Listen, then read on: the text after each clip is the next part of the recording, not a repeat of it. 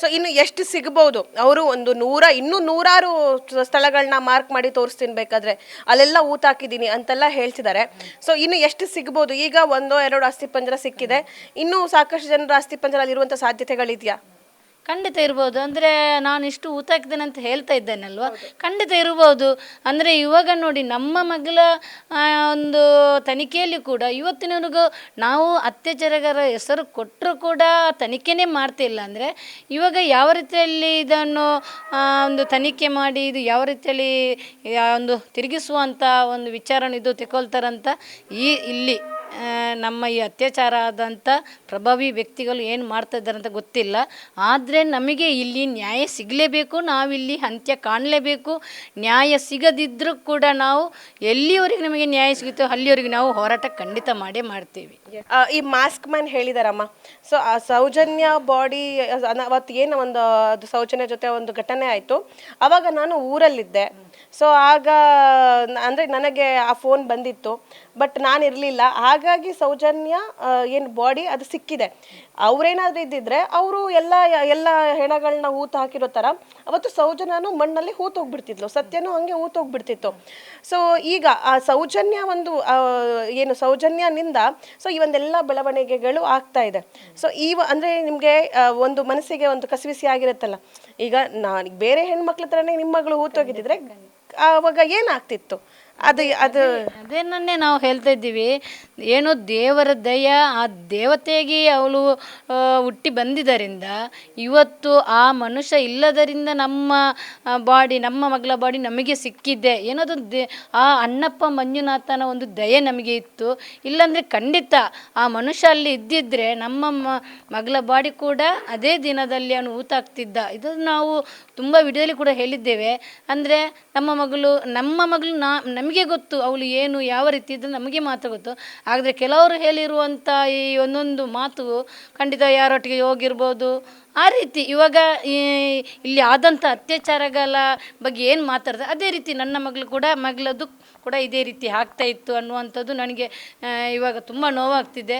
ಏನೋ ಒಂದು ದೇವರ ದಯದಲ್ಲಿ ನನ್ನ ಮಗಳ ಬಾಡಿ ಸಿಕ್ಕಿದೆ, ಅದೊಂದು ನಾನು ಇವತ್ತು ತೃಪ್ತಿ ಪಡ್ತಿದ್ದೀನಿ. ಇಲ್ಲಾಂದರೆ 13 ವರ್ಷದಿಂದ ನನ್ನ ಮಗಳು ಏನಾಗಿದ್ದಲ್ಲ, ಯಾರಿಗೆ ಹಾಕೊಂಡು ಹೋಗಿದ್ದಾರ, ಯಾರು ಎತ್ಕೊಂಡು ಹೋಗಿದ್ದಾರ, ಯಾರು ಮಾರಿಬಿಟ್ಟಿದ್ದಾರೆ ಅನ್ನುವಂಥದ್ದು ಆ ಒಂದು ನೋವಿನಲ್ಲಿ. ಅಂದರೆ ನಾನು ಇವಾಗ ಬಾಡಿ ಸಿಕ್ಕಿದ್ರು ಕೂಡ ಆ ನೋವಿನಲ್ಲಿ ಇವತ್ತು ನಾವು ಇದ್ದೀವಿ. 13 ವರ್ಷದಿಂದ ನನ್ನ ಮಗಳಿಗೆ ನ್ಯಾಯ ಸಿಗಬೇಕಂತ ನಾವು 13 ವರ್ಷದಿಂದ ಹೋರಾಟ ಮಾಡ್ತಿದ್ದೀವಿ. ಇವತ್ತಿನವರೆಗೂ ನ್ಯಾಯ ಸಿಕ್ಕಿಲ್ಲ. ಆ ಬಾಡಿ ಸಿಕ್ಕಿದ್ರು ಕೂಡ ನ್ಯಾಯ ಸಿಕ್ಕಿಲ್ಲ. ಇವಾಗ ಸಾಕ್ಷಿ ಹೇಳ್ತಾನೆ ಮುಂದೆ ಬಂದರೂ ಕೂಡ ಇದನ್ನು ಕೂಡ ಇವರು ತನಿಖೆ ಮಾಡಲಿಕ್ಕೆ ತಿರ್ಗ ಇದು ಮಾಡ್ತಿದ್ದಾರೆ. ಅಂದರೆ ಯಾವ ರೀತಿಯಲ್ಲಿ ಇವರು ಇದರ ಮುಂಚೆ ನ್ಯಾಯ ಕೊಡಿಸ್ತಾ ಇದ್ರು? ಇನ್ ಕೇಸ್ ಬಾಡಿ ಸಿಕ್ಕಿರಲಿಲ್ಲ ಅಂದರೆ ಆವಾಗಿನ ಪರಿಸ್ಥಿತಿ ಯಾವ ರೀತಿ ಇರಬಾರ್ದಿತ್ತು? ಸೊ ಆಗಿನ ಪರಿಸ್ಥಿತಿ ಹೇಗಿರ್ತಿತ್ತಲ್ವ? ಇನ್ ಕೇಸ್ ಬಾಡಿ ಸಿಕ್ಕಿರ್ಲಿಲ್ಲ ಅಂತಂದಿದ್ರೆ ಈಗ ಅನನ್ಯ ಭಟ್ ಅವ್ರ ತಾಯಿ ನನ್ನ ಮಗಳ ಪಳೆಯುಳಿಕೆಗಳನ್ನ ನನಗೆ ಕೊಡಿ ಅಂತ ಹೇಳಿ ಕೇಳ್ಕೊತಿದ್ದಾರೆ. ಅವ್ರಿಗೆ ಅವ್ರ ಮಗಳನ್ನ ನೋಡಿಲ್ಲ, ಅವರೆಲ್ಲೋ ಇದ್ರು, ಅವ್ರ ಮಗಳ ಡೆತ್ ಆಗಿದೆ ಅಂತ ಹೇಳಿ ಗೊತ್ತಾಯ್ತು, ಅವ್ರು ಮಿಸ್ಸಿಂಗ್ ಆಗಿದ್ದಾರೆ ಅಂತ ಹೇಳಿ ಗೊತ್ತಾಯ್ತು, ಫೋಟೋ ಹಿಡ್ಕೊಂಡು ಎಲ್ಲ ಕಡೆ ಅಳ್ದಾಡಿದ್ರು, ಅವರೇ ಕೊಟ್ಟಿರುವಂತ ಸ್ಟೇಟ್ಮೆಂಟ್. ಬಟ್ ಅವ್ರ ಮಗಳ ಮುಖ ಕೊನೆಗೂ ನೋಡಕ್ಕಾಗ್ಲಿಲ್ಲ. ಅಟ್ಲೀಸ್ಟ್ ನಿಮ್ಗಾದ್ರೂ ಒಂದು ಭಾಗ್ಯ ಸಿಕ್ತು, ನೀವು ಕೊನೆಯದಾಗಿ ನಿಮ್ಮ ಮಗಳ ಮುಖ ನೋಡುವಂತ ಭಾಗ್ಯ ಸಿಕ್ತು. ಖಂಡಿತ ಸಿಕ್ತು. ಅಂದರೆ ನಮಗೆ ಇಲ್ಲಿ ಎಲ್ಲ ಆಗಿರುವುದು ನಮಗೆ ಗೊತ್ತೇ ಇತ್ತು. ಅನಂತರ ನಾವು ಇಲ್ಲಿ ಆಗಿರುವಂಥದ್ದು ಯಾವುದೇ ಒಂದು ವಿಚಾರ ಇದ್ದರೂ ಕೂಡ ನಾವು ಆ ದೊಡ್ಡ ವ್ಯಕ್ತಿಗಳ ಬಳಿಗೆ ಹೋಗಿ ಹೇಳುವಂಥ ಮಾತಿತ್ತು. ಅವಾಗ ಈ ಮಾತು ಕೂಡ ನಾವು ಕೂಡ ಹೇಳಿದ್ದೇವೆ. ಇಲ್ಲಿ ನನ್ನ ತಮ್ಮ ಮತ್ತು ನನ್ನ ಯಜಮಾನರು ಹೋಗಿ ಇದು ನಾನು ಸೌಜನ್ಯ ಮಾವ, ಸೌಜನ್ಯನ ಅಪ್ಪ ಅಂತ ಹೇಳುವಾಗ ಒಂದು ಮಾತು ಅವರಿಂದ ಬಂತು. ಹೌದು, ನಿನ್ನ ಮಗಳು ತುಂಬ ಚೆನ್ನಾಗಿದ್ದಾಳೆ, ಇನ್ನು ರಾಜಕೀಯದವರು ಬಂದು ಹಣ ಕೊಡ್ತಾ ಇದ್ದಾರೆ, ಆ ಹಣದಿಂದ ಇದ್ದ ಮಕ್ಕಳನ್ನು ನೋಡ್ಕೊಂಡಿರು, ಸುಮ್ಮನೆ ಕಾನೂನು ಕೋರ್ಟು ಕಚೇರಿ ಅಂತ ನೀನು ನಲಿದಾಡಬೇಡ. ಇದೇ ಪ್ರಭಾವಿ ವ್ಯಕ್ತಿಗೆಲ್ಲ ತಮ್ಮ ಹೇಳಿದ ಮಾತು ಇದು. ನನ್ನ ಯಜಮಾನ್ರ ಹತ್ರ ನನ್ನ ತಮ್ಮನ ಹತ್ರ ಹೇಳಿದ ಮಾತಿದ್ದು. ಇದಕ್ಕೆ ಬೇರೆ ಸಾಕ್ಷಿ ಇಲ್ಲ, ಇದೇ ಸಾಕ್ಷಿ. ಇವಾಗ ಸೌಜನ್ಯ ಮಾವ ಅಪ್ಪನೇ ಸಾಕ್ಷಿ. ಅಲ್ಲಿಂದ ನಮಗೆ ಡೌಟ್ ಬಂತು, ಈ ರೀತಿ ಹೇಳುವಂಥ ಇದು ಅವರಿಗೆ ಏನಾಗಿತ್ತು, ಅಲ್ಲಿಂದ ನಮಗೆ ಡೌಟ್ ಬಂತು. ಹಾಗಾದರೆ ಇದರಲ್ಲಿ ಇವರೇ ಇನ್ವಾಲ್ವ್ ಆಗಿರ್ಬೋದು. ಹೌದು, ಅಂದರೆ ನಮಗೆ ಮಗಳ ಬಾಡಿ ಸಿಗದಿದ್ರು ನಾವು ಹೋರಾಟ ಖಂಡಿತ ಮಾಡ್ತಾ ಇದ್ದೀವಿ. ನಮಗೆ ಗೊತ್ತಿತ್ತು ಇಲ್ಲಿ ನಾವು ಒಂದು ನೋವಿನಲ್ಲಿ ಹೋಗಿ ಹೇಳುವಾಗ ಈ ರೀತಿ ಹೇಳಬೇಕಾದ್ರೆ ಏನಾದರೂ ಅವರೇ ಮಾಡಬೇಕಲ್ಲ. ಆ ನಂತರ ಮಗಳ ಬಾಡಿ ಸಿಕ್ಕಿದ್ರೂ ಕೂಡ ನಾವು ಒಂದಷ್ಟು ಹೋರಾಟ ಮಾಡ್ತಿದ್ದೀವಿ. ಏನೇನೆಲ್ಲ ಮಾಡಿದ್ರು ಕೂಡ ನಮ್ಮ ಮಗಳ ಒಂದು ಬ್ಯಾನರ್ ಹಾಕಿದೆ, ಅದನ್ನು ಕೂಡ ಸುಟ್ಟು ಹಾಕುವಂಥ ಕೆಲಸ ಇವರು ಮಾಡ್ತಾ ಇದ್ದಾರೆ. ಯಾಕೆ ಮಾಡಿ ಇವರು ಅಲ್ಲ ಅಂದರೆ ಯಾಕೆ ನಮ್ಮ ಹಿಂದೆ ಬರಬೇಕಿತ್ತು, ಇವರು ಕೂಡ ನಮ್ಮ ಜೊತೆ ಸೇರ್ಬೇಕಿತ್ತಲ್ಲ. ಆ ರೀತಿಯೆಲ್ಲ ನಮಗೆ ತುಂಬ ಹಿಂಸೆ ಕೊಡ್ತಾ ಇದ್ದಾರೆ, ಇವತ್ತಿನವರೆಗೂ ಹಿಂಸೆ ಕೊಡ್ತಾ ಇದ್ದಾರೆ.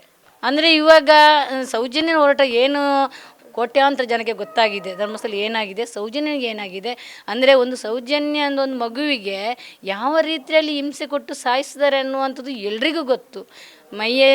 ಮೈಯಲ್ಲಿ ಜಾಗ ಅದಕ್ಕೆಲ್ಲ ಕಚ್ಚಿ ತಿಂದಿದ್ದಾರೆ, ಪ್ರಾಣಿಗಿಂತ ತುಂಬಾ ಇದು ಹಿಂಸೆ ಮಾಡಿಕೊಟ್ಟಿದ್ದಾರೆ. ಆ ವಿಷಯವನ್ನೆಲ್ಲ ನಾವು ಹೇಳ್ತಿರುವಾಗ, ಆ ಮಗುವನ್ನು ನೋಡ್ತಿರುವಾಗ ಎಲ್ರಿಗೂ ನೋವಾಗ್ತಿದೆ. ಅದರಿಂದ ನೋಡಿ ನಾವು ಅದನ್ನೇ ಕೇಳ್ತಿದ್ದೀವಿ. ಇವಾಗ ನಮ್ಮ ಹಿಂದೆ ಬಂದು ಇಲ್ಲ ಮತ್ತೊಬ್ಬರನ್ನು ಯಾರನ್ನು ಇಲ್ಲಿಗೆ ನಮ್ಮ ಮನೆಗೆ ಕರೆಸುವುದು, ಆ ರೀತಿ ಎಲ್ಲ ಇಲ್ಲಿ ಒಂದು ನಾವು ಫಂಕ್ಷನ್ ಮಾಡಬೇಕಿದ್ರೆ ಡ್ರೋನ್ ಕ್ಯಾಮರಾ ಬಿಡಿಸುವುದು, ಆ ರೀತಿ ನಮಗೆ ಹಿಂಸೆ ಮಾಡ್ತಾ ಇದೆ.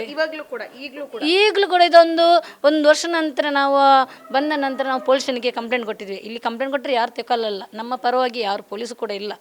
ಅಂದರೆ ಪೊಲೀಸ್ಗಳು ಇದ್ದರೂ ಕೂಡ ಅವರು ಹೇಳಿದಂಗೆ ಇಲ್ಲಿ ಕೇಳಬೇಕು. ಆ ರೀತಿ ಇಲ್ಲಿ ನಡೆಯುವಂಥ ಅತ್ಯಾಚಾರಗಳು ಇಲ್ಲಿ. ಕ್ಷಣ ಕ್ಷಣದ ಸುದ್ದಿಗಳಿಗಾಗಿ ಫ್ರೀಡಂ ಟಿವಿ ಸಬ್ಸ್ಕ್ರೈಬ್ ಮಾಡಿ, ಲೈಕ್ ಮಾಡಿ ಹಾಗೂ ಫಾಲೋ ಮಾಡಿ.